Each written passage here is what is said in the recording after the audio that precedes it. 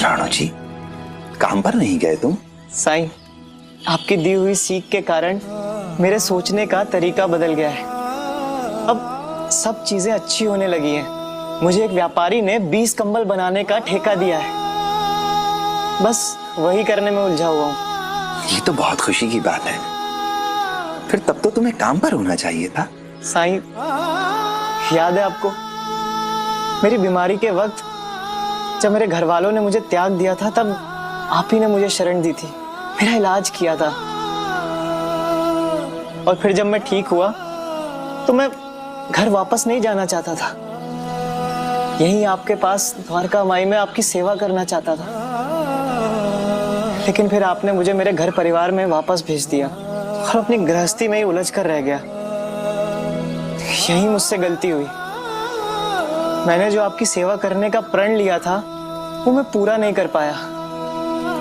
मुझे यहाँ रहकर आपकी सेवा करनी चाहिए थी, अपने घर परिवार के साथ साथ। दोनों में संतुलन बनाकर चलना चाहिए था।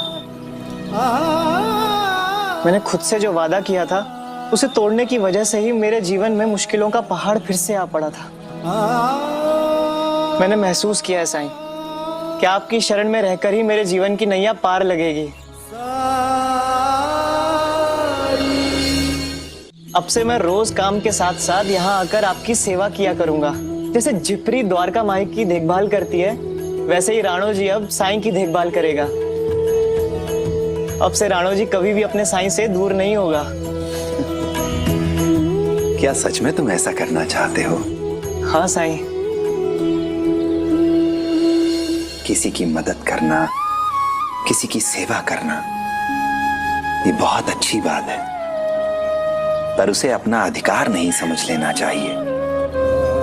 हमारी लक्ष्मी का ही उदाहरण ले लो। वो रोज यहाँ आकर द्वारका माई की साफ सफाई करती है, पर एक बार जब मैंने उससे कहा कि वो अपना कार्य तुलसा को सौंप दे, उसे प्रशिक्षित करे, तो उसने मेरी बात मान ली। क्योंकि उस समय तुलसा को लक्ष्मी से कहीं ज्यादा जरूरत थी काम की। तुम्हें क्या लगता है राणो जी, अगर कभी मैंने तुमसे कहा कि अपना कार्य किसी और को दे दो, तो तुम ऐसा कर पाओगे? बिल्कुल साईं। अगर जिप्री कर सकती है तो मैं क्यों नहीं कर सकता? और साईं, आपकी सेवा में मैं कोई कमी रखूंगा ही नहीं, तो फिर कौन मेरी जगह लेगा? क्या पता कोई हो जिसे तुमसे भी ज्यादा जरूरत हो सकता है वो शिरडी का हो, या शिरडी के कहीं बाहर का। साईं, मैं अक्सर ये सोचता हूँ, हम जन्म लेने से पहले कहाँ थे? क्या हुआ साईं? क्या मैंने कोई बचकाना सवाल पूछ लिया? नहीं, सवाल बचकाना नहीं है। जब से मनुष्य अस्तित्व में आया है, तब से वो ऐसे सवालों के जवाब ढूंढ रहा है, लेकिन अभी तक कोई इसका सही उत्तर नहीं जान पाया। ठीक है साईं। लेकिन साईं, आपको क्या लगता है, हम इस धरती पर आने से पहले कहाँ थे? शायद उस मालिक के पास। तो फिर उन्होंने हमें खुद से अलग क्यों कर दिया? क्या वो हमसे उतना प्यार नहीं करते थे?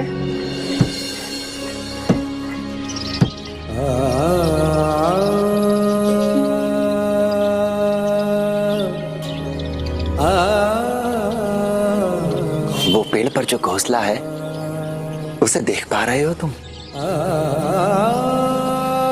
हाँ सही। कभी किसी चिड़िया को देखा है अपने बच्चों को उड़ना सिखाते हुए?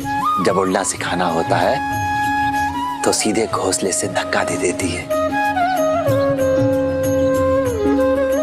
कई बार बच्चे गिर जाते हैं, उन्हें चोट भी लग जाती है, लेकिन बच्चों को आत्मनिर्भर बनाने के लिए मां को ये जोखिम लेना ही पड़ता है, ताकि बच्चे ये सीख सकें कि इस दुनिया में अपना वजूद कैसे बनाए रखना है, कैसे बचाए रखना है। शायद भगवान भी कुछ ऐसा ही करता है हमारे साथ, ताकि हम समाज में जाकर अपनी गलतियों से सीख सकें, समाज की सेवा कर सकें, परिवार के साथ समय बिता सकें, माता पिता की सेवा कर सकें। और ये सब करते हुए हमारी आत्मा पहले से भी कहीं अधिक विकसित और विस्तृत होती जाती है और अंत समय में हमें ईश्वर के और करीब ले जाती है।